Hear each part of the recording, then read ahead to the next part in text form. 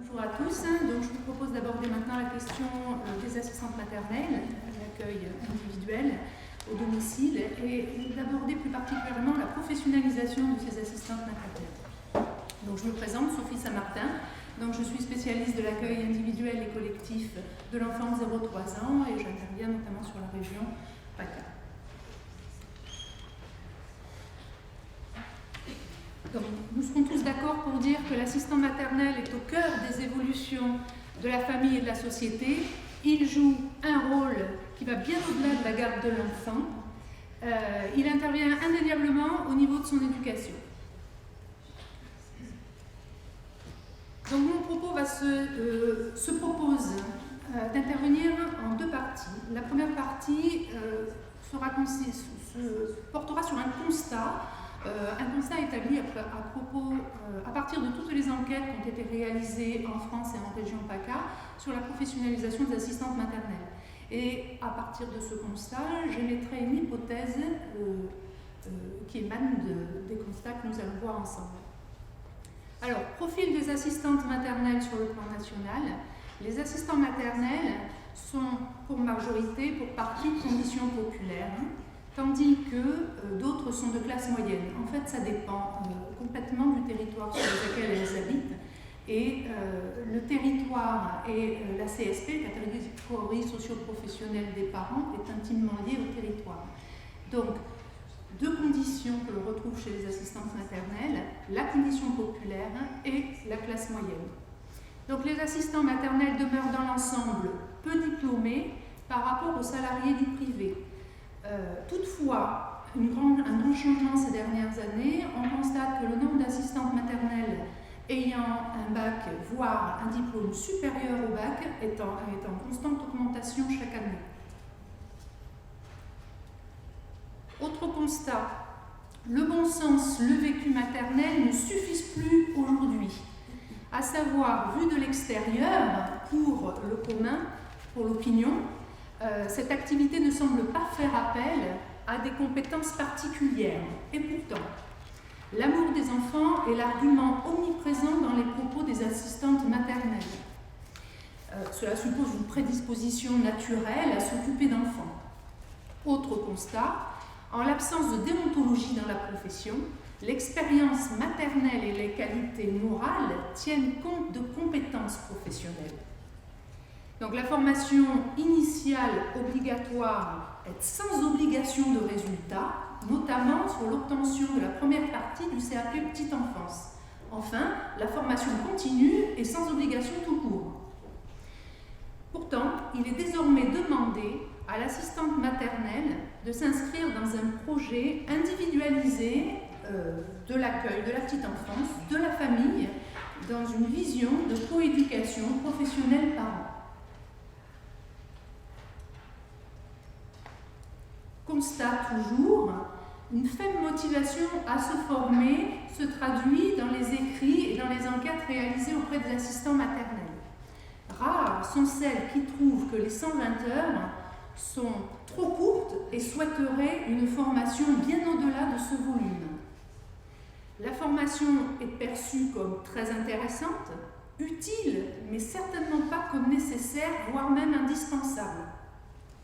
Autre constat, les plus engagés, car il y en a, participent à des sessions de formation ou d'information très utiles sur lesquelles elles sont très demandeuses. Donc il est difficile aujourd'hui d'affirmer la montée en compétence des assistants maternels.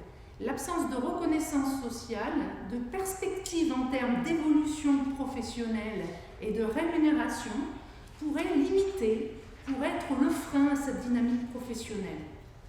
Donc les pouvoirs publics cherchent à promouvoir pourtant les emplois d'assistantes maternelles en complément des places d'accueil qui sont encore trop peu nombreuses sur les territoires et notamment en PACA, et cherchent à promouvoir surtout la qualification de ces personnels.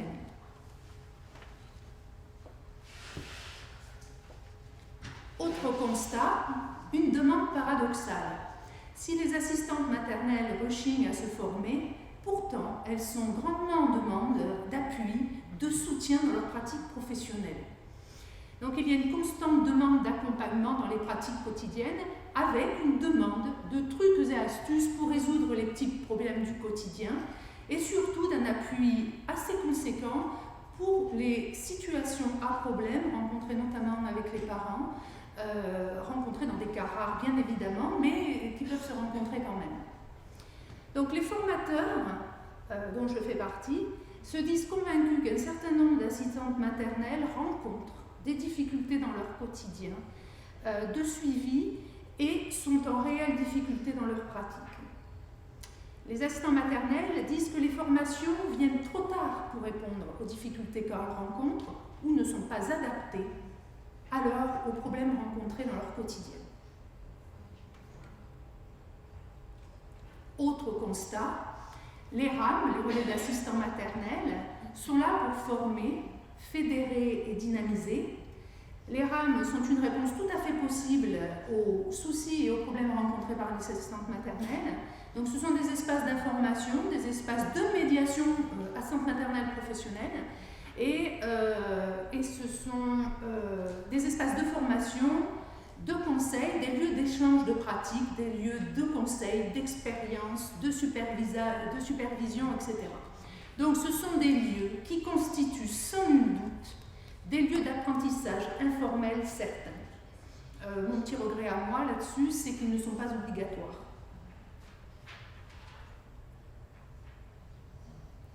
Le constat, pour résumer enfin la première partie du propos, c'est que les assistants maternels sont au cœur des évolutions de la famille et de la société. Ces salariés exercent une activité à responsabilité, dont il faut être certain, parce que c'est vraiment le cas, sont peu qualifiés, rencontrent des difficultés dans leur pratique professionnelle, certaines, pas toutes, mais parfois, ont peu d'appétence pour la formation, mais, à contrario, demandent un appui dans leur quotidien. Alors, mes hypothèses, mon hypothèse par rapport à ces constats. À la lecture des enquêtes que j'ai pu réaliser sur la professionnalisation des assistantes maternelles, il semblerait qu'il y ait un malentendu entre l'offre de formation et ses salariés, en tout cas entre l'offre de leur formation et les besoins de ces salariés. Alors, quelles sont les principales motivations que j'ai pu identifier auprès des assistantes maternelles que je côtoie quotidiennement ? Alors, les principales motivations seraient pour moi, pour les assistantes maternelles de conditions populaires, l'augmentation du revenu. Pour les assistants maternels de classe moyenne, il s'agirait d'une recherche d'épanouissement professionnel et personnel et d'un mieux accomplir, un meilleur agir dans le quotidien professionnel. Plus rarement, améliorer l'employabilité pour quitter le secteur de l'accueil individuel et pour intégrer l'accueil collectif, c'est-à-dire une mobilité professionnelle qui viserait à entrer dans l'accueil collectif, type crèche, halte-garderie, etc. Et un petit peu moins pour le plaisir d'apprendre, qui se trouve vraiment relégué en fin de motivation à participer aux formations professionnelles. Donc, les motifs de participation seraient donc d'ordre exclusivement matériel dans les deux catégories d'assistants maternels. Le fait de participer à la formation viserait donc des avantages de type opératoire. Alors, qu'est-ce qu'on entend par opératoire ? Il s'agirait de l'acquisition de compétences pour la réalisation d'activités spécifiques à la pratique professionnelle quotidienne. Ensuite, cela viserait toute la dimension vocationnelle, acquisition de compétences et de reconnaissance symbolique pour la préservation, voire l'évolution dans l'emploi. Autre type de motivation qui permettrait aux assistantes maternelles de développer l'appétence à la formation professionnelle, ça serait les motivations d'ordre identitaire avec l'acquisition de compétences et d'une reconnaissance symbolique à la transformation, à l'évolution, à la préservation de leurs caractéristiques identitaires. Et puis évidemment, je ne vous les présente pas, les motivations d'ordre économique.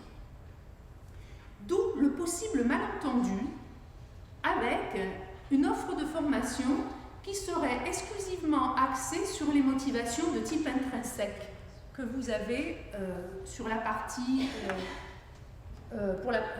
gauche pour vous. donc gauche-droite, c'est illisible, je vais vous le commenter alors. Donc vous avez motivation à suivre la formation. Sur la partie qui est la vôtre, c'est-à-dire sur votre partie gauche, vous avez opératoire, identitaire, économique et vocationnel, celle auquel je fais allusion tout à l'heure. Ce sont les motivations de type extrinsèque, extérieur à l'individu et extérieur à la formation en tout cas.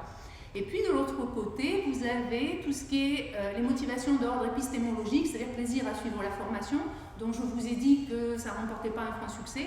La partie socio-affective, c'est-à-dire le plaisir à échanger entre collègues de même promotion, échanger sur les pratiques professionnelles, etc. Et hédonique, le plaisir d'être ensemble, ne sont pas les motivations premières rencontrées par les assistantes maternelles. Donc les motivations de type intrinsèque. Pourtant, il semblerait que les formations proposées soient des formations qui s'inscrivent sur les motivations de type intrinsèque. Donc peut-être assez loin, finalement, des intérêts des assistants maternels pour lesquels, je vous l'ai dit tout à l'heure, il y a un intérêt manifeste pour tout ce qui est identitaire, opératoire, économique et vocationnel.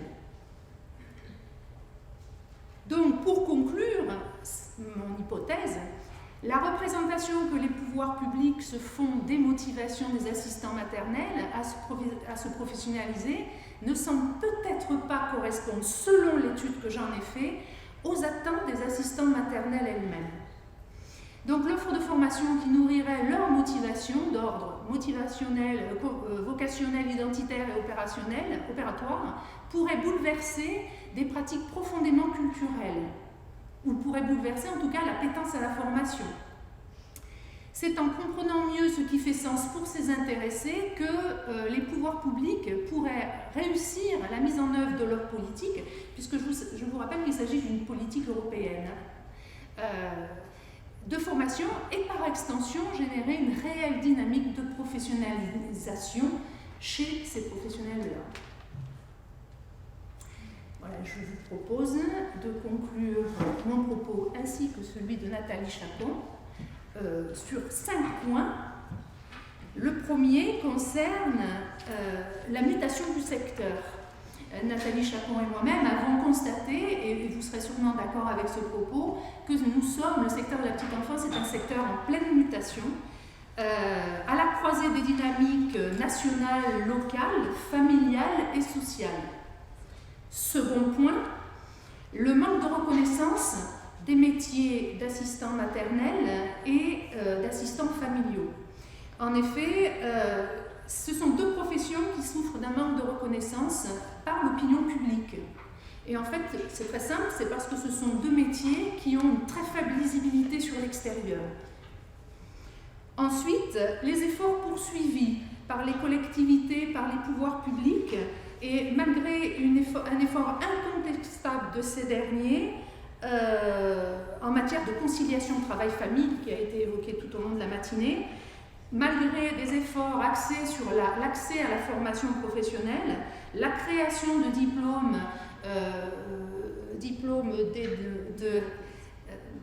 DEAF, le DEAF c'est le diplôme d'État d'assistant familial, des efforts sont à poursuivre.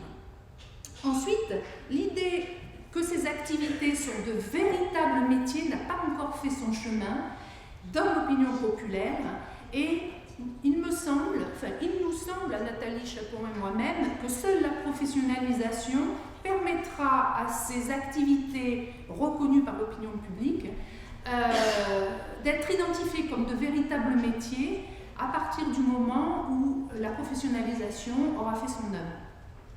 Ensuite, le cheminement prendra certainement encore beaucoup de temps, passera obligatoirement, comme je l'ai dit tout à l'heure, par la formation professionnelle, et tout ça, pour me répéter encore, pour que ces activités d'assistante maternelle et d'assistante familiale puissent enfin être reconnues comme de vrais métiers.